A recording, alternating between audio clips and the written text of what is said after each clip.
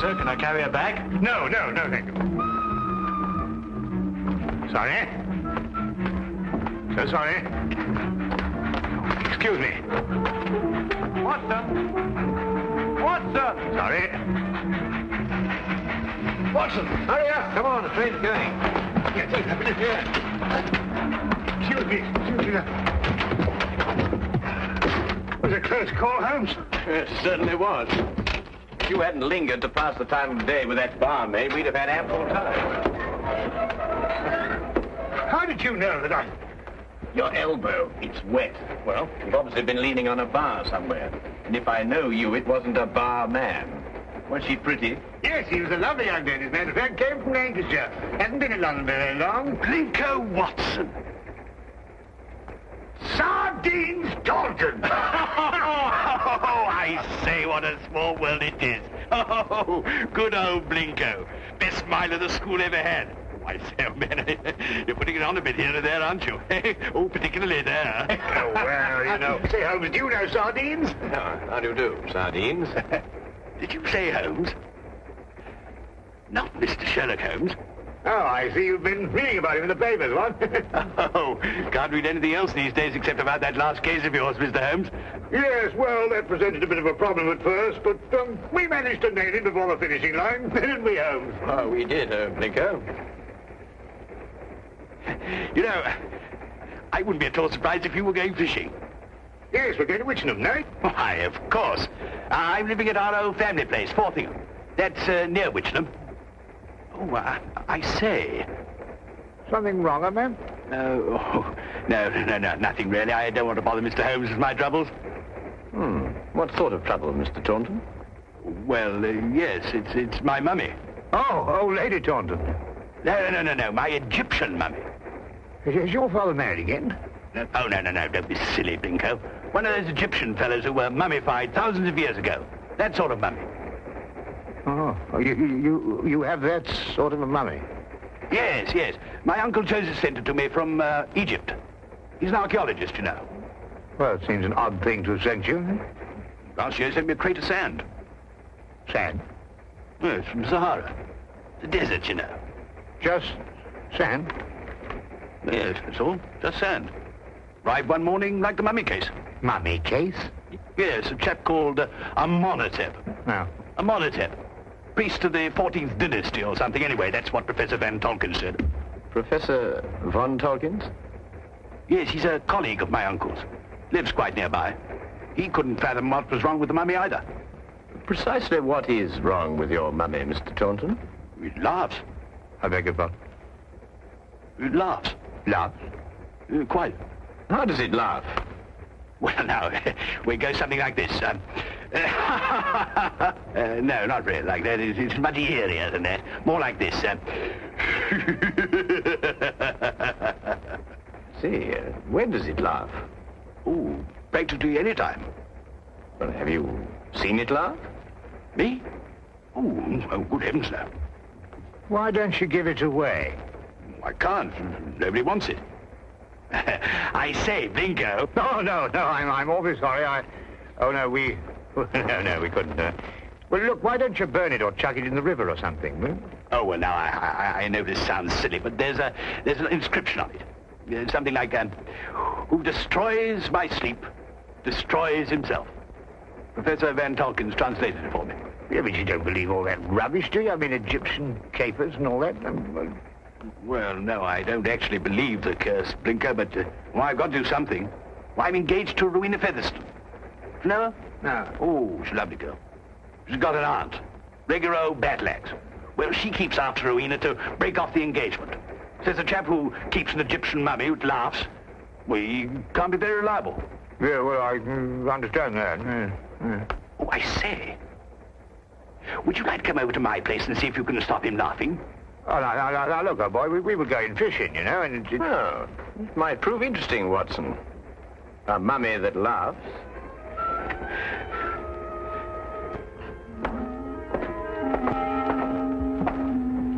This is, Amenhotep. Well, he doesn't look as if he had much to laugh about. You wouldn't think so, would you? Wait till you hear him, Blinko. Frightening, positively frightening. 14th dynasty, I see. It's an exceptionally fine sarcophagus. I must say the funerary carvings of the 14th dynasty were the most beautiful ever known. Ah, yes. Amenhotep was a priest-warrior. And here's the curse. Yes. Who destroys by sleep, destroys himself. Makes you think, what? Ow. This thing's full of splinters. I'm always pricking myself on it. When did the mummy start laughing, Reggie? As soon as you received it 6 months ago? No, rather not. First, he was very well behaved. Quiet as a lamb. Then he started in about a month ago. I see. I take it these are the other Egyptian trophies your uncle sent you. Yes, rather. I stick them all in this room here. I call it my Egyptian room. You know, I wouldn't like Uncle Joseph to come back and think I didn't appreciate the gifts he sent me. Pretty touchy about the things they dig up, these archaeological fellas. Yes, quite naturally. Has your uncle been in England recently? Oh, no, not since he went galloping off east as a young man. Must be at least 40 years, I think. Then you've never seen him? Oh, no. Oh, I say, that's the Sahara sand I was telling you about. Oh, yes. Does your uncle never write to you? No, never. Just sends back the things he digs up. Have you got a photo of him by any chance? Yes, this one. It was taken when he was up at Oxford. I think he must have changed by now, you know, 40 years. Ravages of time and all that. Yes. Oh, I'm sorry, Reggie. I didn't know you had visitors. Oh, no, don't go, Rowena. I want you to meet my guests. This is, Blinko, Dr. Watson and Mr. Holmes, Mr. Sherlock Holmes. This is my fiancée, Miss Featherington. Mr. Sherlock Holmes, the detective? Yes. Yes, he's come to look into this mummy business for us. Have you found anything, Mr. Holmes? Why does it laugh? Well, perhaps he tickled himself to death. I keep pleading with Reggie to get rid of it, destroy it, anything. But he's afraid of the curse. Well, I'm the one the curse is going to work on, and you know what they are. Really, Reggie, this is the 19th century. And Aunt Agatha wants to know when we're going to eat. She's famished. Woman's always famished. Please, Reggie, she is my aunt. Well, I suppose I shall have to cook dinner myself. Cook left last night, 4th of the month. Say, Binko, you cook? Well, I... Reggie, you didn't invite Dr. Watson here to cook. I'll cook. Well, maybe I better do it myself after all. We'll both cook. Come on. How many of us are there? 5? No, 6. I've asked Professor Von Tolkins to dine. I say, if you'd like a glass of sherry or a brandy or soda or something, you'll find it all in the cupboard over there. Charming girl. I say, Holmes, let's finish up this matter in short order, eh? I hear the fish round about here actually snapping. I wonder. You wonder what? You find something, Holmes? No, I wonder if Miss Featherington can cook.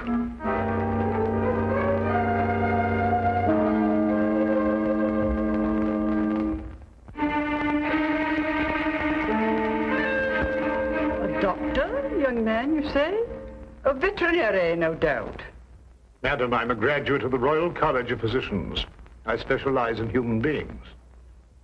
And you detect, young man, I understand. Yes, madam. I detect. Work with the police? Well, on occasion. No wonder the crime rate's going up. Rowena, do we or do we not eat? In the numbers, Auntie. We're bringing the food in. Reggie tells me you've recently come back from Egypt, Professor. Yes, Mr. Holmes. Just a few months ago. I have retired from active participation in Egyptology. I see. I understand that you met Reggie's uncle while you were out there.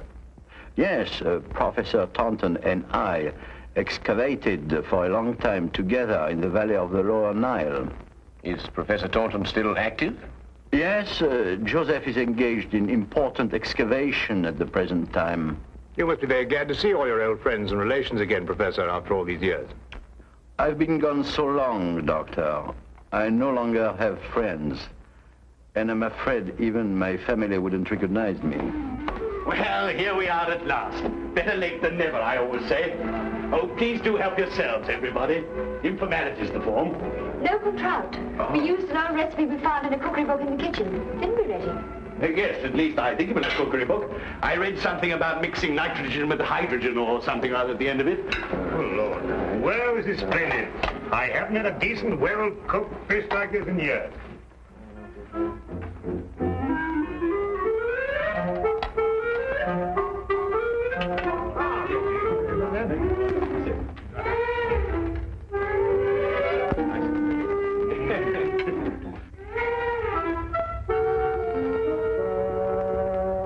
Rubber.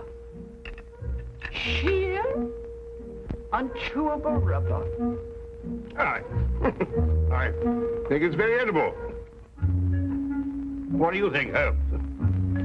Quite. Who knows? A sauce might have improved it somehow.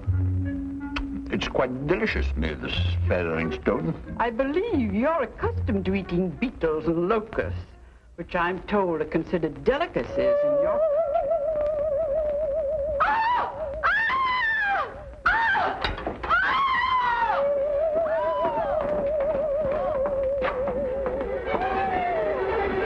Take the other end, would you? Carefully, please. Carefully. Yep.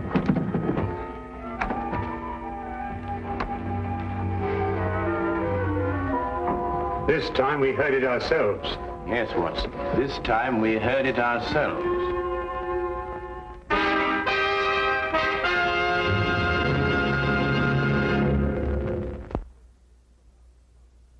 And now we return to the case of the Laughing Mummy. Of all the silly things I've been inveigled into by you, this is the silliest.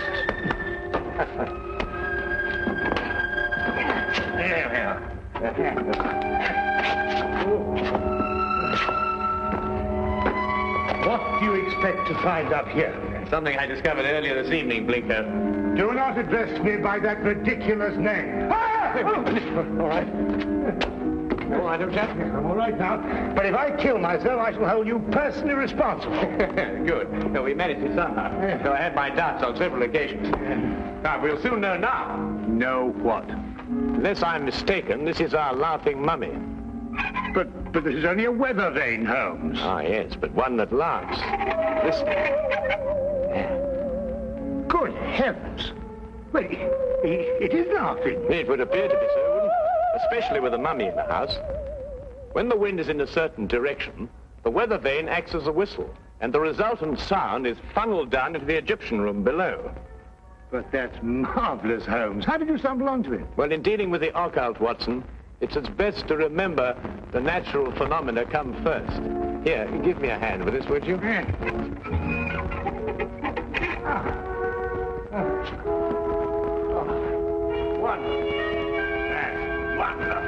Now, be careful you come down, Holmes. Yes. Just be careful.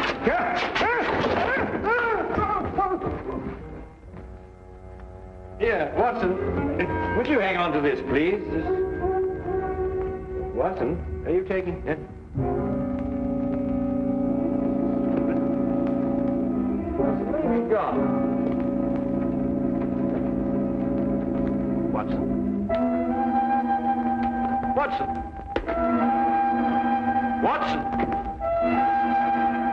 Do you think they know what they're doing, Reggie, dashing out of the house like this? Maybe not Blinko. Well, Mr. Holmes seems very capable. Oh, yes. He's the reliable type. Doesn't say much, but when he does, it's to the point. Like me. Tell me, Professor, is this the first mummy you've ever heard of that laughs? The very first, Miss Featheringstone, and I'm quite sure that... Dr. Watson, what's happened? I slid off the roof. Landed in the rhododendron. Not my rhododendrons, Blinko. I've entered them in the local flower show. You may now withdraw your entry. Reggie, how long has this weather vane been on the chimney? Oh, about a month. I see. And it was about a month ago that the mummy started laughing. Yes, that's right, Mr. Holmes. It will now stop laughing. It was caused by the wind striking the weather vane, which then blew down the chimney and caused a sound which resembled a laugh. Well. Good heavens above. Mr. Holmes, how terribly clever of you. You found it out all by yourself? I, too, was on the roof, Miss Featheringstone. Oh, I know. I think you're both terribly clever. My compliments, Mr. Holmes. The simplicity of the explanation escaped us all, though I knew, of course, there was an explanation. Well, now we can all go and finish dinner. We've got something else coming, I think. Lamb, isn't it, Rowena? I think so. Meat of some kind. Good. Oh, Reggie, Yes, Mr. Holmes? who stuck this on the chimney? Well, I did. It was lying about the place, so I stuck it up there to keep it out of the way. Oh, I see. Thank you. You know, I believe I'll miss him laughing. Made him human somehow. Almost chummy. Chubby mummy.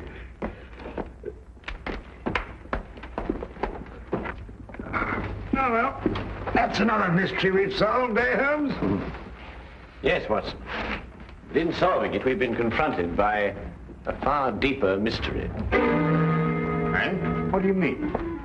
You may observe the sarcophagus is of the 14th dynasty, but the mummy itself is of a much later period. Well, perhaps they had an old box lying about when the chap died. Yes, possibly. But it would have to be lying about for a very long time.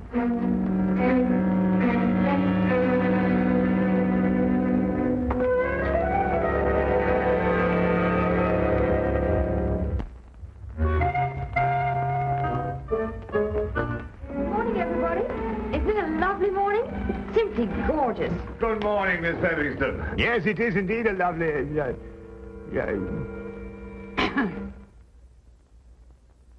You look very refreshing, Miss Featherington. Very refreshing. And I am. No mummy laughing any longer, thanks to you, Mr. Holmes. Well, I say, what early birds we all are. Morning, everybody. Morning. God's in his heaven and all's right with the world and all that sort of thing, you know what? There's no need in invoking the name of the deity. I wasn't. I was quoting a bit of poetry or something. Shakespeare, I think it is. Tennyson, darling. Oh, is it? Oh, yes. Actually, Miss Featherston, I think, if I'm not mistaken, it's a quotation from Robert Browning. Ben Ezra. Pippa passes, Watson. Oh, yes, of course, Pippa passes. I knew it was something like that. Good morning. Oh, good morning, Professor. Morning. Have a cup of tea or a baked egg or kipper or something here, what? No, thank you. I just wanted to return this book. Oh, I say it's awfully decent of you, thank you. Oh, Professor von Torkins. Yes, Mr. Holmes? Reggie has a 14th dynasty vase in the Egyptian room, which rather puzzles me. I wonder if I could impose upon you to clarify a point for me? It would be my pleasure, Mr. Holmes. Should we see it now? If it wouldn't be too much trouble, Professor. Not at all. Thank you.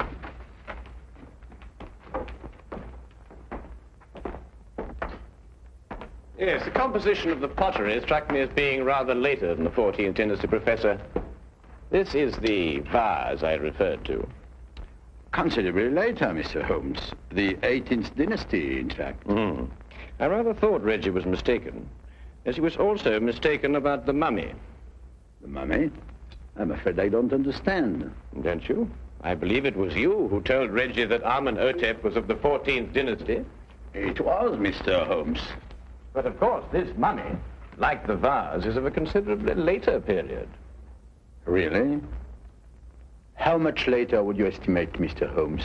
Well, I'd say, 4,000 years later.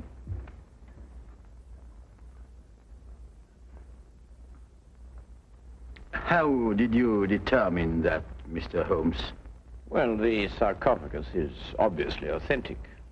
But the burial wrappings of the mummy itself are of a comparatively modern Egyptian weave. Expertly aged, I admit. I'd hoped the discrepancy wouldn't be noticed. Well, if it hadn't been for the coincidence of the weather vane, I should never have bothered to look at the mummy so closely. What do you propose to do, Mr. Holmes? I'm afraid, Professor, I have no alternative. Holmes, what are you talking about? Professor von Tolkien is, I regret to say, Watson, involved with murder. Murder? But who was murdered? Joseph Taunton, Reggie's Uncle Joseph. But how do you know? Where's the body? You are gazing, Watson, at the mummified remains. Oh, no, really. You're right, Mr. Holmes. This is Joseph Taunton. And if I killed him... What do you mean, if you killed him? I don't know. That sounds strange, doesn't it? Joseph Taunton and I were friends. We devoted our lives to excavating the glories of Egypt. And last year we discovered the tomb of Amenhotep. An untouched tomb, Mr. Holmes. Over 4,000 years. Joseph and I were the first human beings to set foot in it since the day it was sealed. Can you imagine what that meant to us? Yes, I can understand that. Joseph was beside himself. He wanted to open the mummy case immediately, but it was wrong, Mr. Holmes. The case had to be opened carefully, delicately. We quarreled. I tried to restrain Joseph physically, but he broke loose from me. He ran to the case and opened it, and then... And then, Professor? And then he staggered and dropped dead. As he opened the sarcophagus? Yes. There were no witnesses to what had happened, Mr. Holmes. But in our struggle, Joseph had suffered bruises. I knew what the police would believe.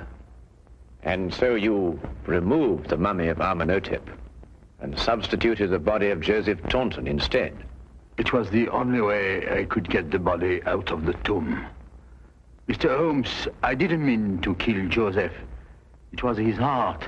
He always had a weak heart. You say he staggered, Professor. What did he do as he staggered? He grasped his throat as if he were choking. Watson, would you oblige me by removing the cover of the sarcophagus? Yes, of course.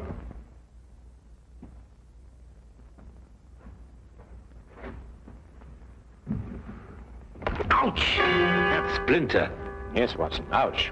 As Reggie said, and as undoubtedly Uncle Joseph said, too. Professor, would you care to take a closer look at what Reggie called a splinter?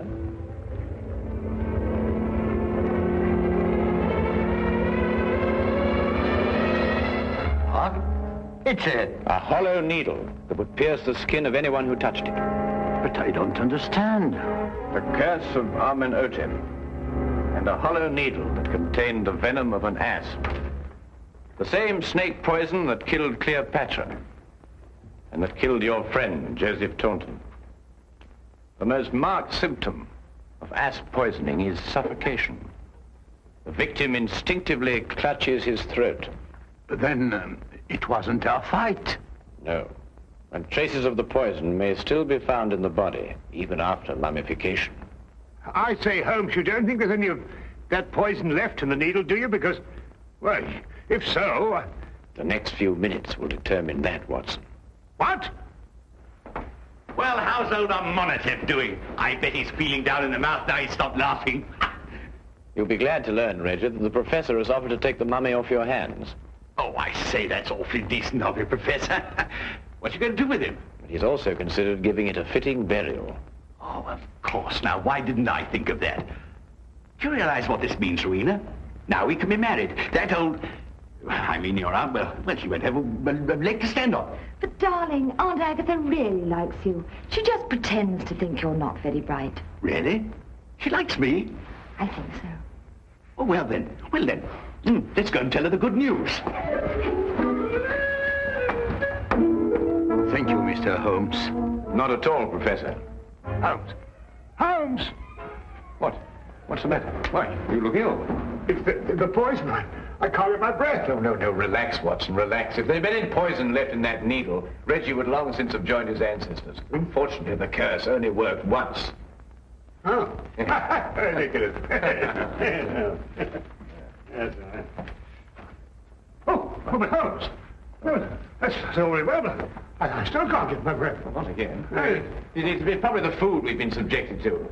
Yes, I myself would prefer some of that fish that you insist on pursuing up and down the waterways of England with such wild abandon. Yes, of course. Curse. Utter nonsense.